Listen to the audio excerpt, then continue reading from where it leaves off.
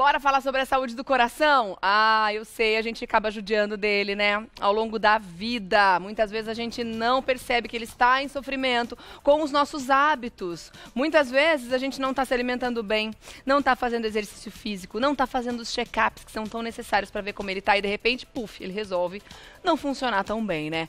Vamos conversar sobre isso, afinal de contas agora, 29 de setembro, é o Dia Mundial do Coração. Então é um grande alerta para todas as pessoas do mundo, para que todo mundo atente para a saúde do coração. Vamos conversar sobre isso com o Dr. Silas Galvão Filho, ele é cardiologista e vice-presidente da Sociedade Brasileira de Arritmias Cardíacas, SOBRAC. Bem-vindo! Tudo bem?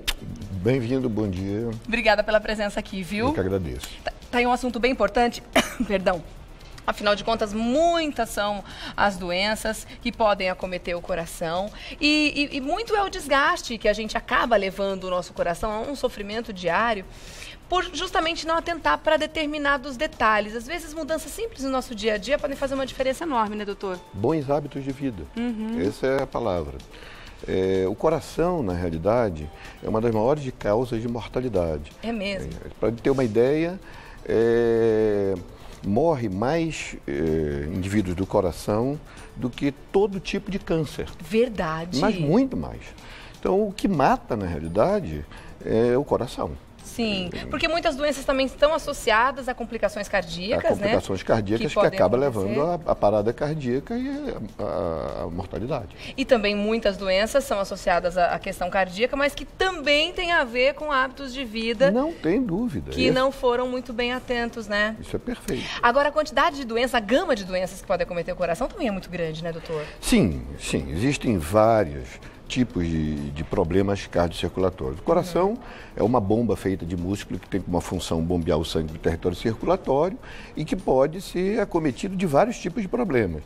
Problemas, a gente brincando procura dizer problemas hidráulicos, problemas mecânicos e problemas elétricos, que é a parte de arritmias cardíacas que é mais afeta a nossa parte. Você falou sobre números, né, para o pessoal ficar alardeado mesmo, que eu acho importante a gente saber a gravidade da situação para tomar uma atitude, né? Se a gente não tem medo, a gente não se mexe. A verdade é essa.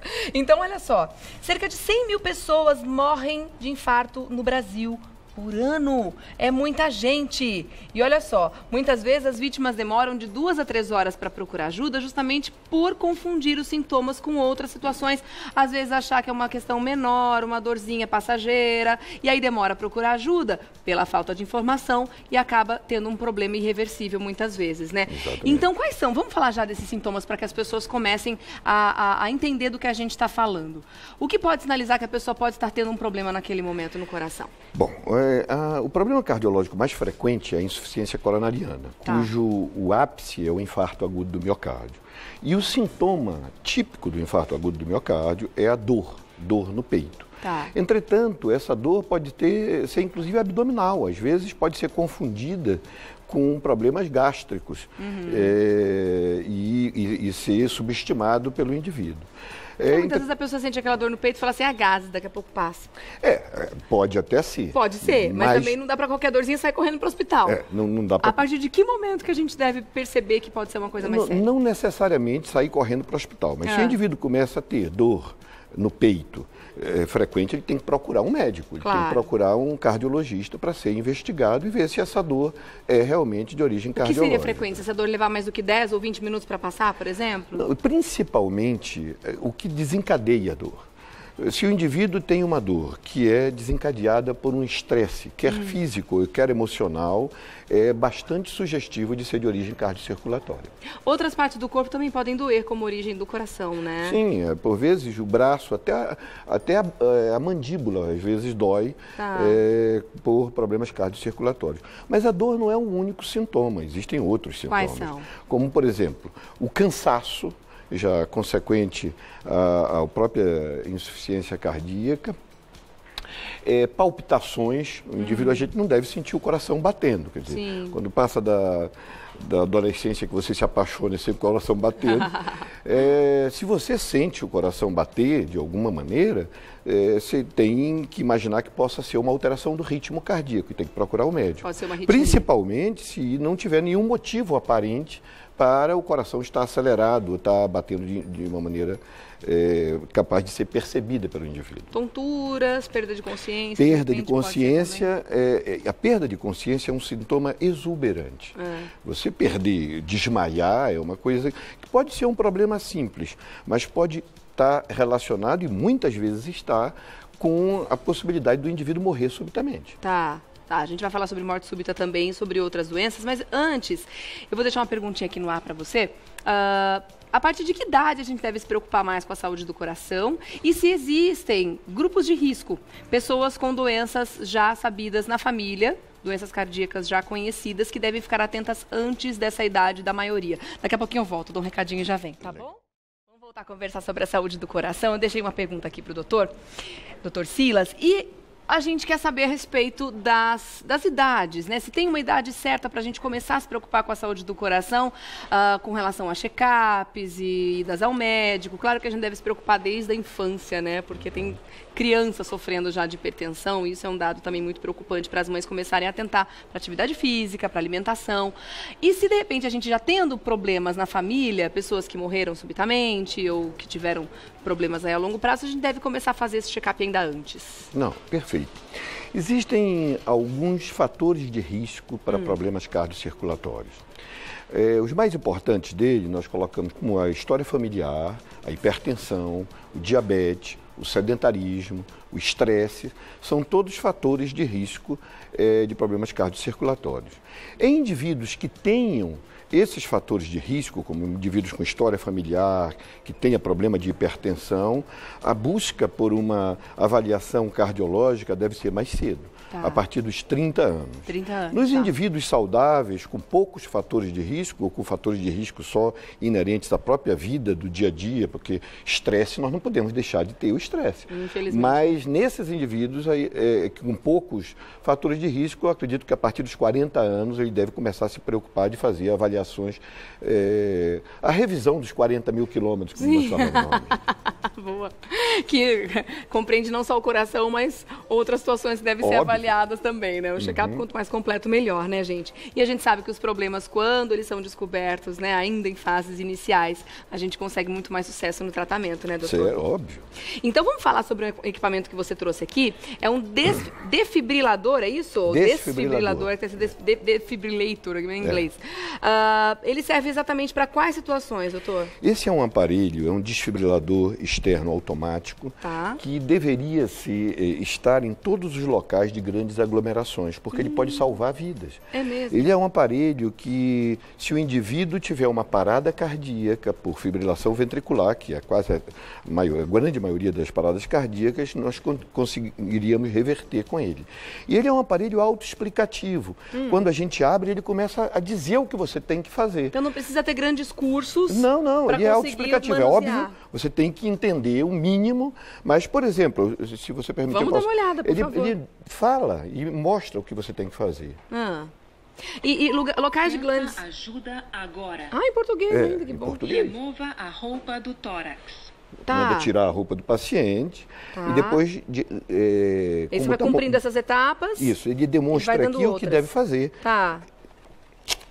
Puxe a alça vermelha para abrir a embalagem. Nessa embalagem tem as placas de desfibrilação. O plástico azul de cada pá. E dando para ouvir em casa, e gente? aplique paz ao tórax exposto, como aparece no desenho. Aqui tem um desenho na tampinha também. Ai, que bacana. E nesse momento ele vai identificar se o indivíduo está em fibrilação. E se tiver em fibrilação, ele pede para sair de perto, porque ele vai aplicar o choque.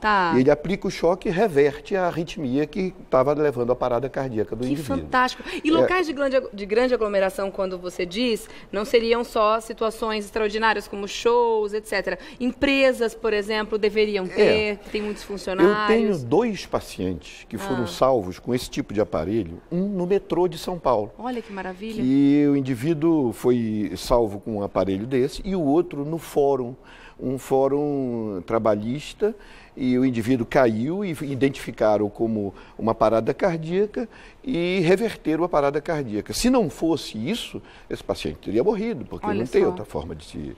E pensando no investimento que as empresas fariam, não é um equipamento muito caro? Não é um equipamento muito caro. Ainda mais se a gente comparar o valor de uma vida que não tem preço. Né? Exatamente. Pois isso é. aí... Se salvar uma vida, ele já, né? Vale o investimento, sem dúvida nenhuma.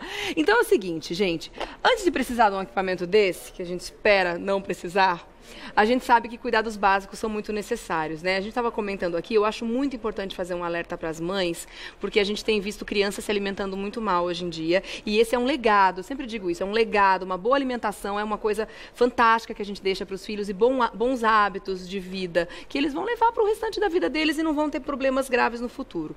Então, a gente tem visto hoje dados aumentando muito de crianças diabéticas, hipertensas, e esses também são fatores de risco para o futuro do coração delas, né? Não tem dúvida.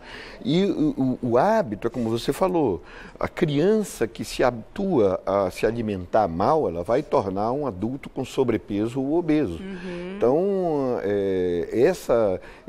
esse policiamento da alimentação infantil é uma coisa extremamente importante. Tá certo. Bom, e falando em bons hábitos, atividade física é uma coisa que a gente deve fazer sempre, né, doutor? Sim. Mas atentando também para, de repente, se a gente tem alguma condição já pré-existente e respeitando o limite de cada um, né? Isso é um aspecto... Porque existe a ideia de que o esporte faz bem para o coração. Isso é parcialmente verdade. Tá. Na realidade, o sedentarismo é um fator de risco para problemas cardiocirculatórios. E a prática de esporte, obviamente o indivíduo não vai ser sedentário, não tem esse fator de risco. Mas se isso for levado ao limite, ao extremo, isso acaba trazendo problemas e pode inclusive trazer problemas para o coração. Existem alguns trabalhos que mostram arritmias cardíacas que ocorrem em indivíduos que fazem exercícios de alto impacto. De alto impacto, né? Tá de alta então, performance. Então tem que tomar cuidado também, né? O ideal, até os atletas se cuidam, né? Para o coração é a caminhada. E o equilíbrio. E o equilíbrio. Coluna do meio, sempre, né, doutor? Sempre. A gente foi conversar com um preparador físico, Rafael Miranda, que está sempre dando consultorias muito bacanas para a gente aqui. E ele conversou com a gente sobre quais são os exercícios bem legais para você fazer, praticar, respeitando o seu limite e, ao mesmo tempo, cuidando muito bem do seu coração. Vamos assistir o VT e a gente volta para o estúdio para continuar conversando sobre isso. We don't talk anymore. We don't talk anymore. We don't talk anymore like we used to do. We don't laugh anymore. Apesar dos inúmeros benefícios conhecidos da prática regular de exercício físico, a gente sabe que nem toda modalidade ou exercício é indicado para qualquer pessoa. Se você possui, por exemplo, um problema no coração, nós precisamos monitorar a sua atividade no início, meio e fim. Atividades coletivas, por exemplo, seriam contraindicadas ou menos indicadas para você, porque dificultam este monitoramento. E lembre-se, antes de procurar qualquer exercício ou modalidade, você precisa de liberação médica com o seu profissional e depois disso, orientação profissional de qual a melhor modalidade que encaixe para você.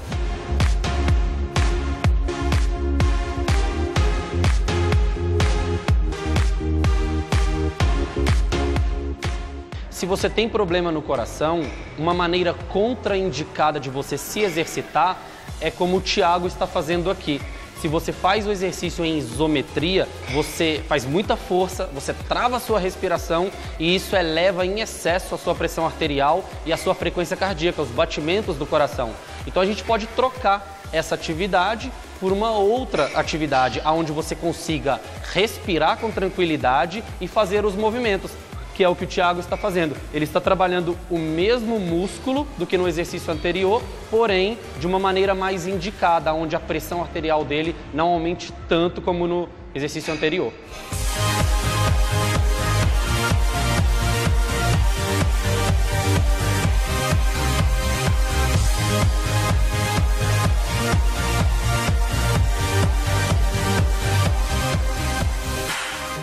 Existe uma grande dúvida sobre aparelhos como este, que envolvem grandes grupos musculares para a região das pernas. Então, aqui a gente fica na dúvida se é indicado ou se é contraindicado. Nesse caso, ele se torna contraindicado se a gente colocar muito peso e prolongar muito as repetições. Mas, se a gente colocar uma quantidade menor de peso e reduzir o número de repetições, aí ele se torna indicado para pessoas com algum problema cardíaco.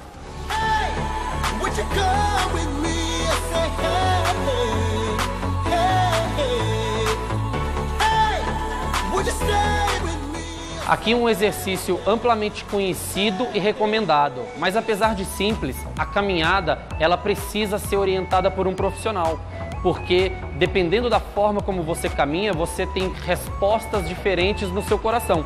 Então quem tem problema cardíaco precisa ser orientado da melhor maneira para que essa caminhada traga benefícios para o seu coração. Nesse caso, por exemplo, uma pessoa com infarto agudo do miocárdio, ela pode caminhar de forma intervalada, intercalando maiores intensidades em curto período de tempo com menores intensidades e maiores períodos de tempo. Isso vai trazer um benefício e uma baixa sobrecarga cardíaca.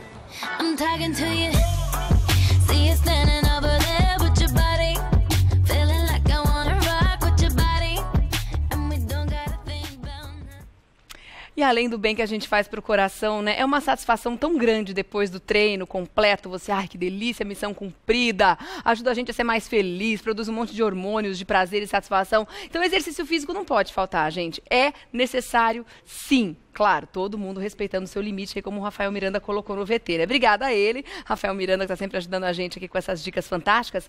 E eu vou deixar um agradecimento também à Academia Físicos Fit, que se deu espaço para a gente gravar o VT. O doutor estava falando sobre o desfibrilador, que em muitos lugares pode ser que não tenham. De repente, uma situação como essa acontece. Eu gostaria que você desse umas dicas também sobre a massagem cardíaca, que também pode salvar vidas, né, doutor? Na realidade, a ideia da massagem cardíaca é a primeira coisa que você faz. Porque até chegar ao desfibrilador, você tem que manter o indivíduo.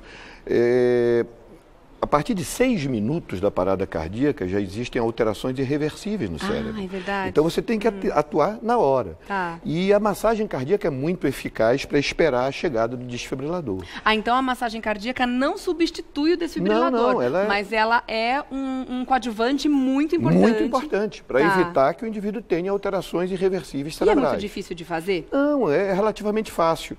Eu poderia demonstrar aqui nesse manequim, porque normalmente a gente vê as pessoas fazendo massagem cardíaca fazendo isso no coração. Não, na realidade, é carinho, não é massagem. Né? A massagem, você que tem que comprimir o externo, que é esse osso, a parte anterior do corpo. A parte mais dura aqui, bem do meio do peito. Você tem que colocar as mãos espalmadas, os braços sempre esticados, você tem que evitar que faça isso, porque aí você não vai fazer força, e jogar o peso do seu corpo inteiro sobre o corpo, para fazer a compressão. Com que frequência a gente faz isso? Pois é, existe até uma música que a Sociedade de Cardiologia do Estado de São Paulo coloca para poder fazer, que é aquela música do Bee Gees, bem de lá.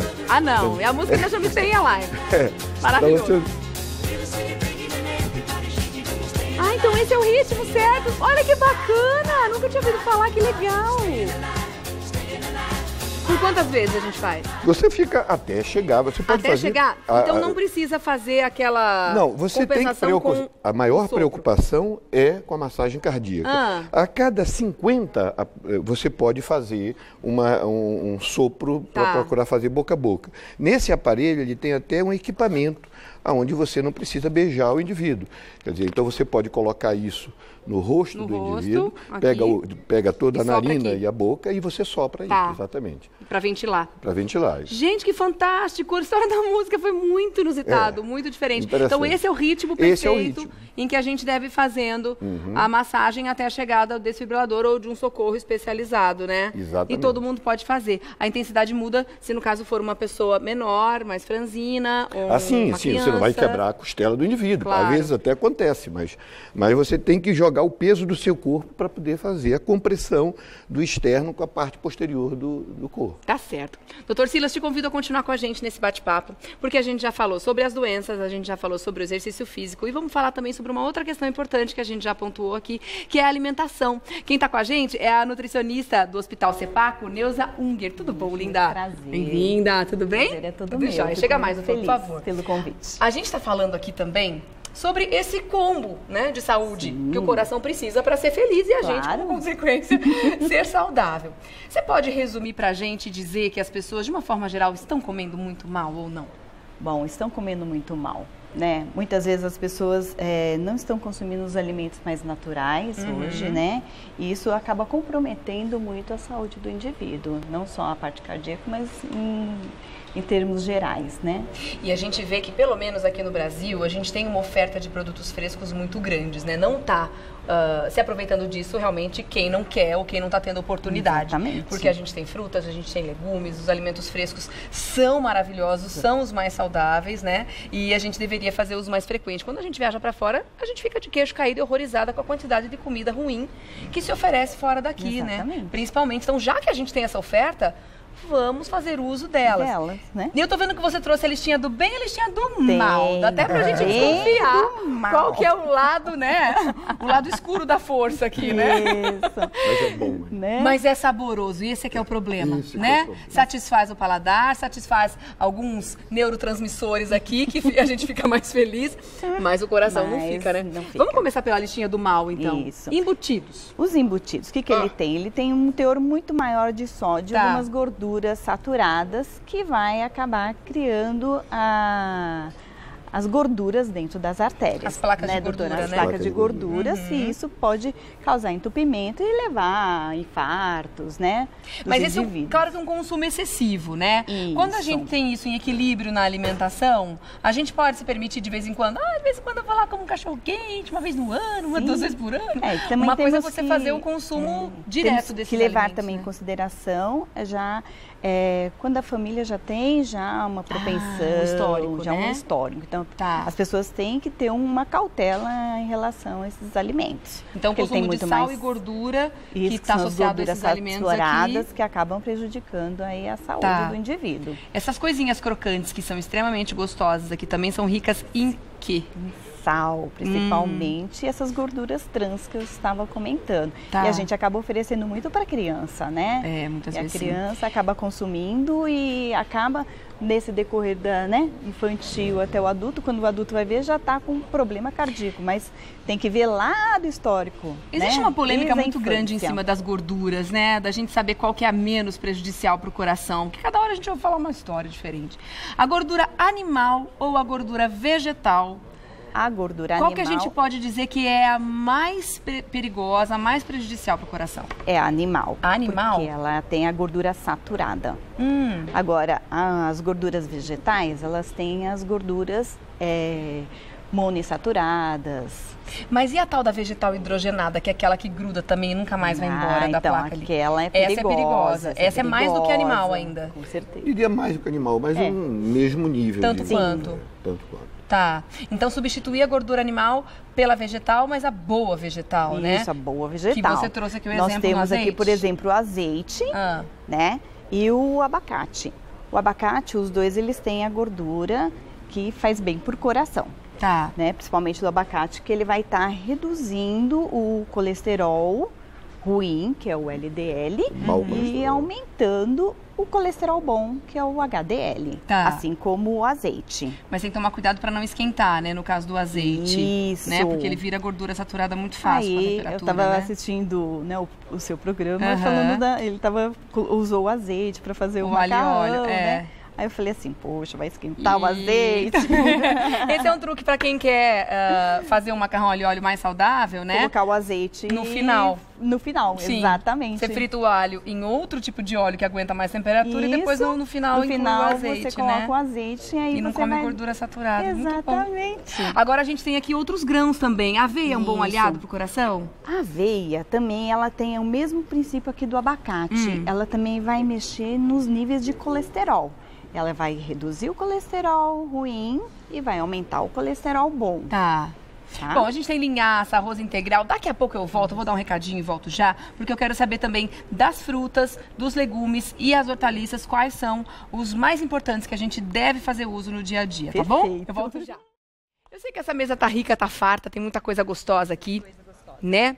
Muitos aliados do coração, muitos alimentos bacanas, mas seria interessante, infelizmente a gente tem pouco tempo, eu queria que você pontuasse quais são os grandes aliados, os alimentos mais importantes que a gente pode e deve fazer uso em abundância. Bom, a gente pode falar do alho também, que é um grande aliado. Isso, o que mais? O alho, o que nós temos aqui? Ele tem uma propriedade que chama alicina. Tá. A alicina, ela ajuda a reduzir a pressão arterial, né? Então isso é fundamental, as pessoas estão consumindo. Só que tem um detalhe, se você aquecer também o alho acima de 60 graus, ele também não vai fazer tanto efeito. Então o alho assim. que a gente coloca para temperar o feijão, a carne, ele você só tá saboroso. Muito, só vai ficar saboroso, mas você vai perder a propriedade. O ideal, eu tenho uma receitinha caseira que já meus pais consumiam lá de Portugal. Eles amassam alho junto com o colorau, o tempero do pimentão, o pó do pimentão e azeite. E eles adicionam sobre as verduras. O que você agrega? Você agrega todas as propriedades, é como se fosse aquela... Mas o alho cru, ele não passa por nenhum tipo de temperatura, então? Temperatura, nem o azeite. Tá. E aí então, você tempera as verduras, o colorau, ou o pó de pimentão, enfim. que é a páprica. Você pode estar temperando esses alimentos. Fica uma delícia. Mas tem que ser com parcimônia também, senão haja, né? Dois dentes de alho, junto ele não fica muito forte depois, porque ele vai estar misturado com azeite e com as verduras. E essa pequena quantidade já é suficiente para a gente ter esse aporte de alicina importante para o corpo? Sim. Se você está consumindo frequentemente, sim. Aí ele vai estar reduzindo um pouquinho a parte da pressão. Aquela receita que a gente coloca o alho dentro do forno com a casca e ele fica mais cozidinho, não fica tão ardido. A gente está detonando a alicina também. A alicina, você perde a alicina. Então não adianta nada. Mesmo com a casca, ele acaba elevando muito a temperatura lá dentro, e a alicina, ela se perde.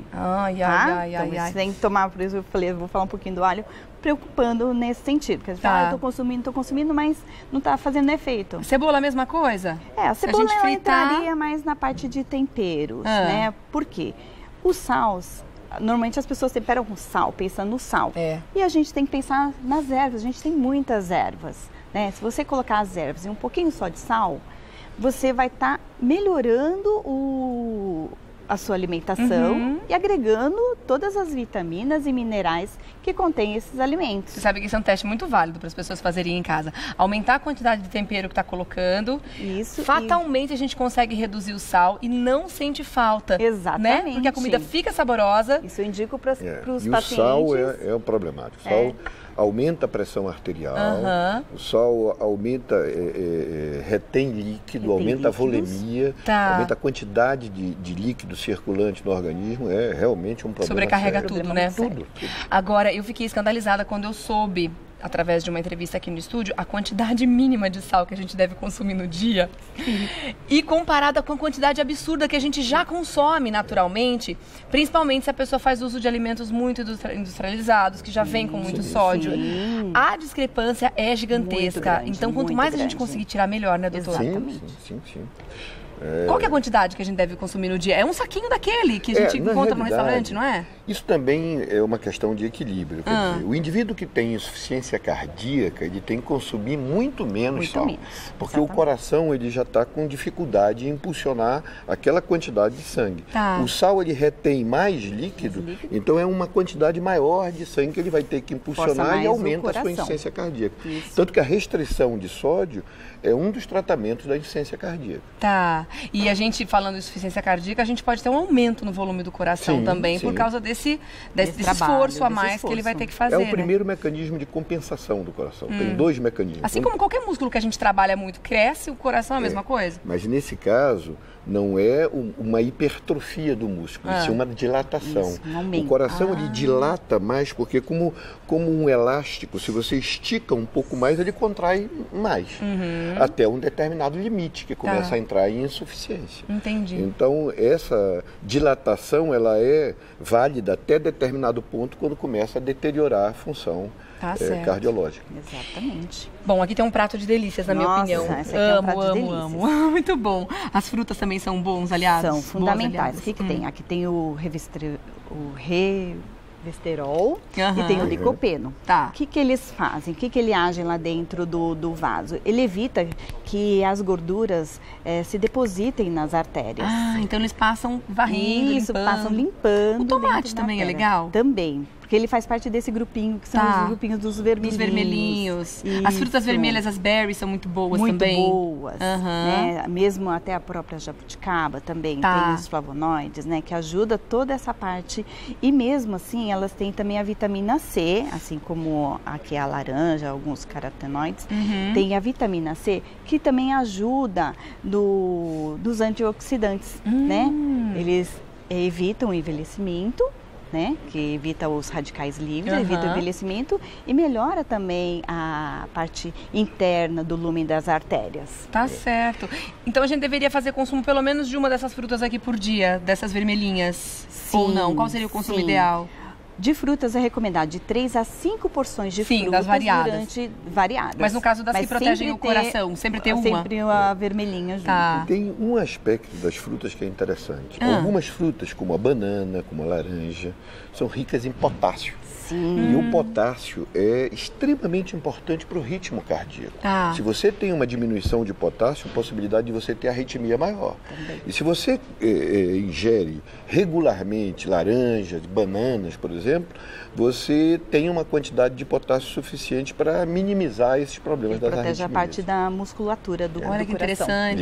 Isso. Muito bom, né? Olha aí, por isso que fala, tá dando muita câimbra, come banana, tá faltando potássio, porque tem a questão circulatória atuando aí, né? Muscular. Tá. Porque o coração é um músculo, É um né? músculo. Claro. Bom, a gente falou do lado ruim da história aqui todo, só faltou falar do bacon, né? Mas também que tá meio óbvio, né? Gordura com gordura com dele. sódio, né? Que muitas vezes o bacon ele já vem trabalhado, gordura salgado. saturada, que acaba entupindo mesmo as artérias, dependendo do consumo do indivíduo. Tá certo.